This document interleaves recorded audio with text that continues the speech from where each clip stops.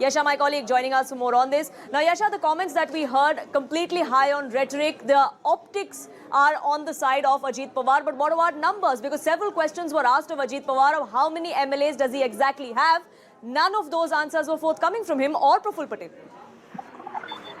In fact, that is what has come forth from not only Ajit Pawar but also from Sharad Pawar faction. Both of whom are tight-lipped on the numbers. It is basically that both the factions do not really have a count of how many MLAs are there with them. While we see that there has been a letter that's been submitted by Ajit Pawar faction to the governor stating that they have support of 35 MLAs. On the other hand, we also see that there was clearly an announcement made by Praful Patel saying that it is Ajit Pawar who is their NCP leader. We've also seen that they've made announcements regarding who the party leaders will be henceforth in Ajit Pawar faction. But here the question remains, is who really has the party?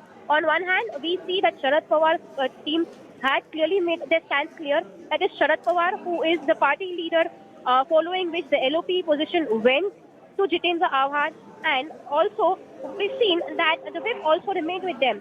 Now here there are two parties, both of whom are stating that they have the party is with them. They are calling themselves that they have the whip with them.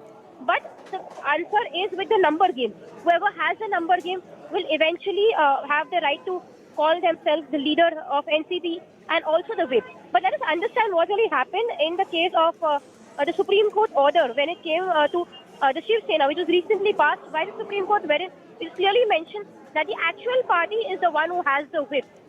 So the number games would differ on both the sides, but here there is no clarity on the number game as well. Both the factions have clearly stated that one needs to wait until July 5th to understand what the number game really is.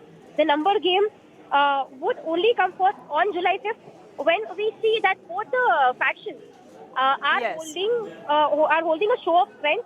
Because today's show of strength was only by Sharad Pawar.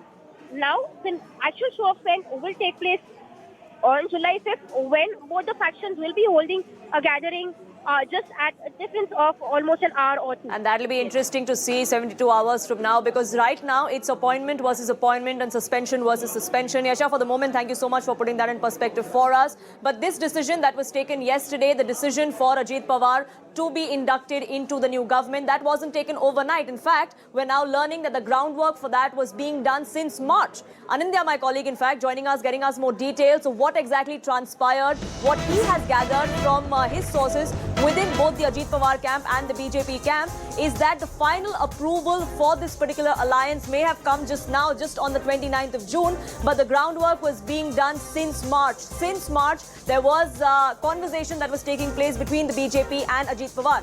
Anindya, what more can you tell us about the inside details? Well, Poonam, backdoor channel talks were preceded March, that we can tell, that we can confirm to our viewers. Also, we can confirm that the momentum gained in mid-April. And mid-April is when there was buzz of, in the 15th of April, when Union Home Minister Amit Shah visited Mumbai, and there was a huge buzz that Ajit Pawar met Amit Shah. So much so that he was cornered by his then allies, and on 16th of April, he was in a Nagpur rally. He had to come out publicly saying that no, he did not meet Amit Shah. But we know by now we know that by 15th of April back then, almost 7 to 8 NCP MLAs were on board with BJP. They have promised that they'll switch if Ajit Pawar switches. The whole matter gained momentum by end of April and mid of May.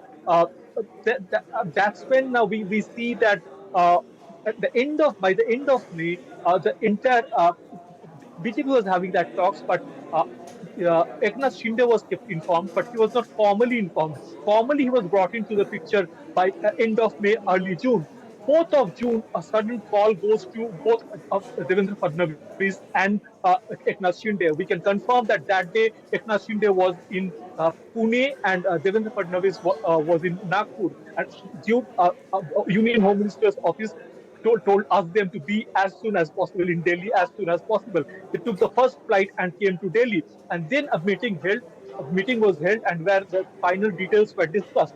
Though after coming out, they said projects in Marathwada were discussed, dams were discussed, but nothing of that sort happened. at least three sources in BJP has confirmed to News18. Mid of June, there was uh, uh, another meeting that was scheduled on 17th that didn't happen, and finally on 29th, the final penultimate meeting that happened at the dead of the night, straight from airport.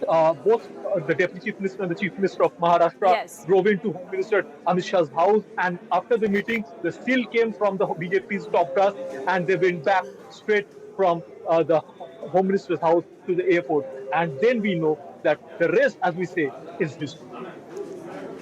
Absolutely. So back channel talks were on for over 3 months now. Was Sharad Pawar not in the know? Was he oblivious to what was happening, or did he have his blessings? Or did Ajit Pawar have his blessings? That's also the speculation that is doing the rounds. But Anindya, thank you so much for getting us the latest on that inside scoop. With that, we're slipping into a quick break here on this edition of Nation at 5. Back in just a few minutes. Don't go anywhere.